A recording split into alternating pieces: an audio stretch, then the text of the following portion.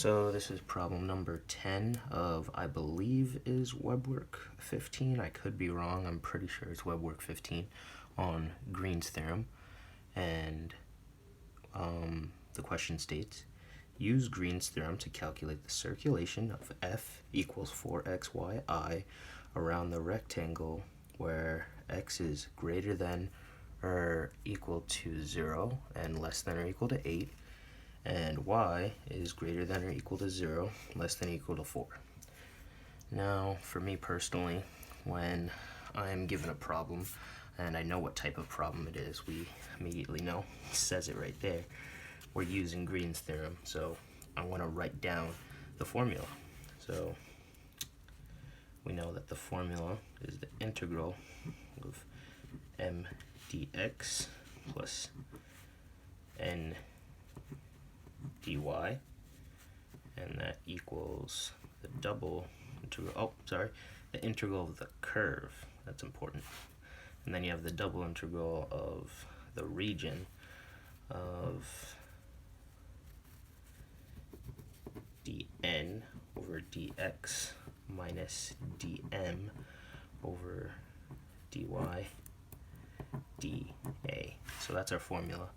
Now, how do we plug it in here? Now, we're given f equals 4xyi. Now, usually there's a j associated with this, but we don't have a j. In order to avoid confusion, at least for me, I would just add 0j. It's nothing, like it's the same as 0, it's nothing, but it's to avoid confusion, just in case. So m is 4xy and n is 0. So now we want, before we plug anything into the formula, let's find the other parts. So dm over dy is equal to, let's see, that 4x, the y gets taken out, x treated as a constant, dn over dx, n is not really there in the first place, it's 0, so not unsurprisingly, this is 0 as well. Now, unlike other Green's theorems problems where you're given, say, like y is equal to something, you're just given what y is, the boundaries from the start, and the same goes for x. So that makes this problem pretty simple in my opinion. You have xy 0 to 8, 0 to 4.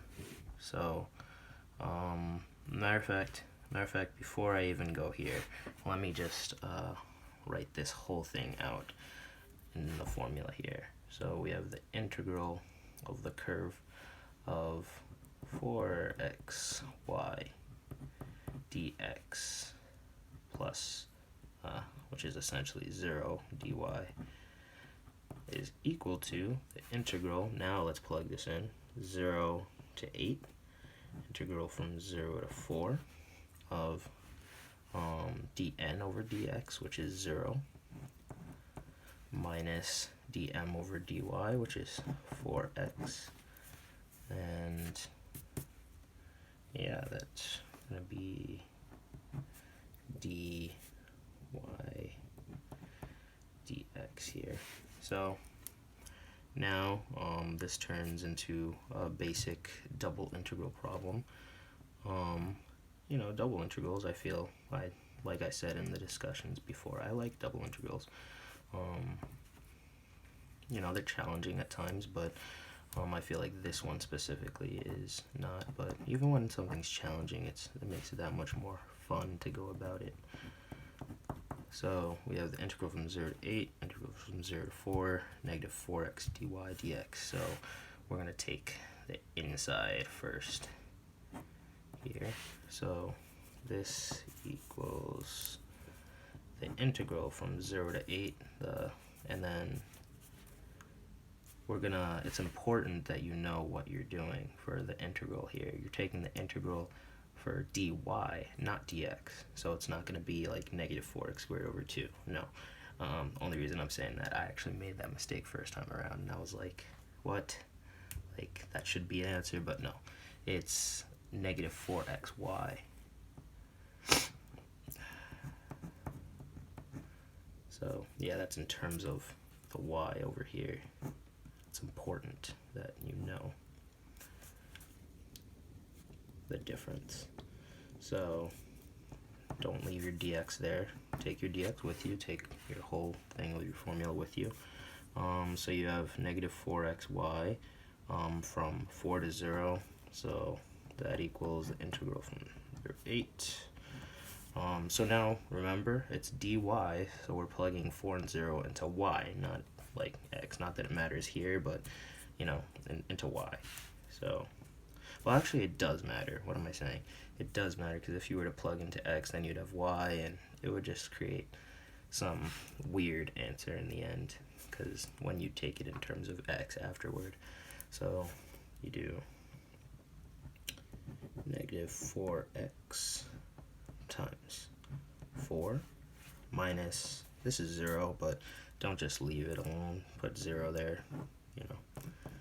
So now we have the integral from 0 to 8 of negative 16x dx. Now this is definitely not challenging, simple integral. So we're going to do some basic stuff, you know, take x squared over 2. This is the same as, what is that, negative 8x squared. So now that I know what that is, I'm going to do negative 8x squared from 0 to 8, and that is equal to negative 8 times 8 squared is 64 minus 0. And obviously 0 is nothing, doesn't contribute. 64 times 8, last I checked, is 512. Don't forget your negative sign.